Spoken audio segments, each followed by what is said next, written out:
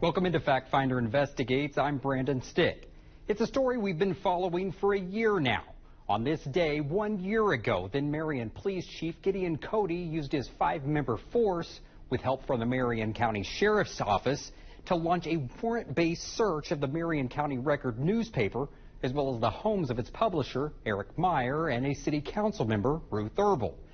Now, a new report from special prosecutors reveals that Cody will now face criminal charges in the case. The 124-page report uses phrases like a poor investigation and erroneous conclusions led to the raids. This 124-page report details the beginning of former Marion Police Chief Gideon Cody's investigation. What started as possible mail theft turned into identity theft and breach of privacy.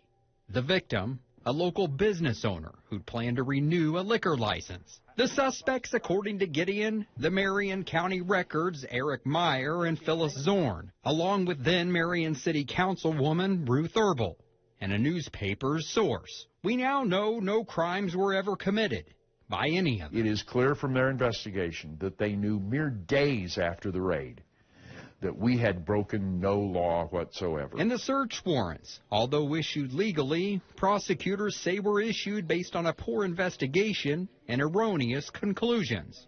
After the raids, Marion became the focus of international attention because, as pointed out in the report, the press have a long recognized privilege in our laws.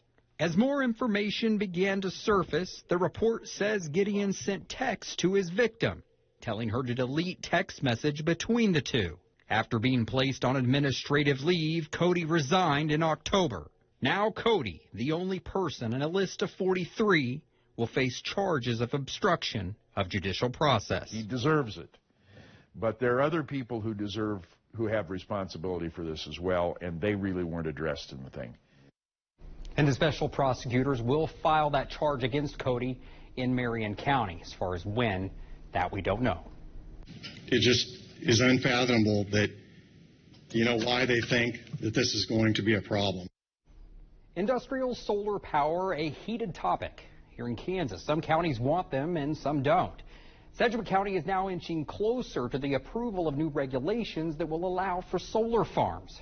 In 2019, Sedgwick County blocked wind farms, but unlike several counties in Kansas that did the same, Sedgwick County left the door open to solar. Now, after a year-long moratorium for large-scale solar, new rules could soon allow those farms to take off.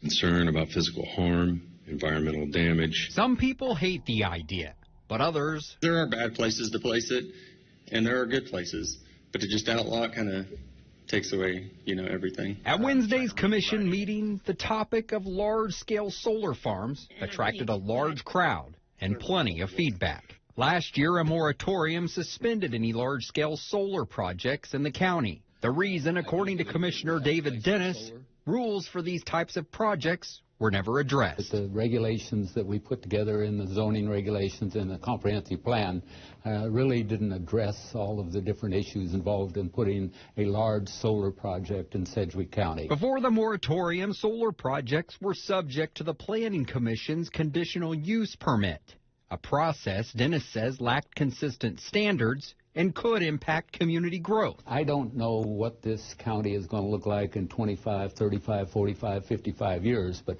whatever we do now is going to affect the county that long. The county then hired a consultant to help. What we're trying to do is look at the nation and see what kind of best practices are nationwide. Now county commissioners have a set of standards that, if approved, Commissioner Dennis says will allow solar, but not impact growth. So it's got to be in the right place, and we've got hundreds of thousands of acres that are the right place.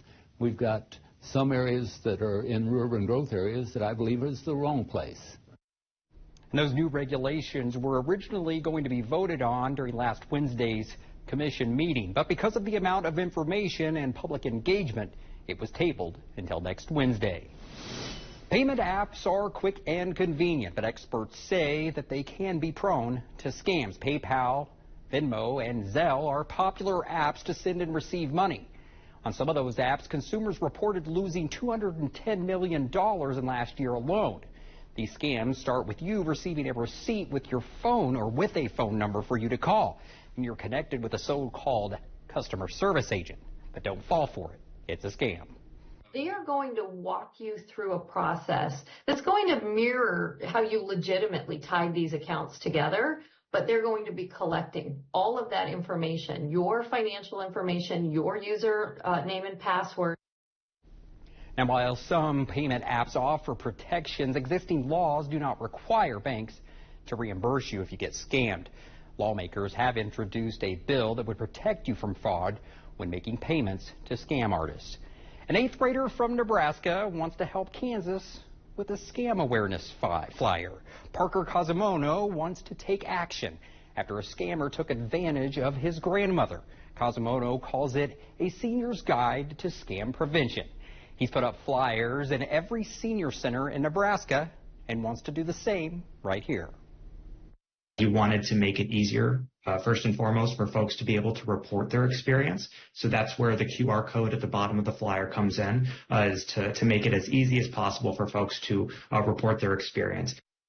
The Better Business Bureau says seniors lose billions of dollars each year to scams.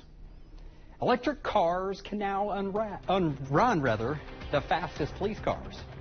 Let's mash the pedals at the same time. 0 to 60 in 3.2 seconds. Coming up, see how police departments across the nation are adding electric patrol cars to save money and keep up with suspects in EVs.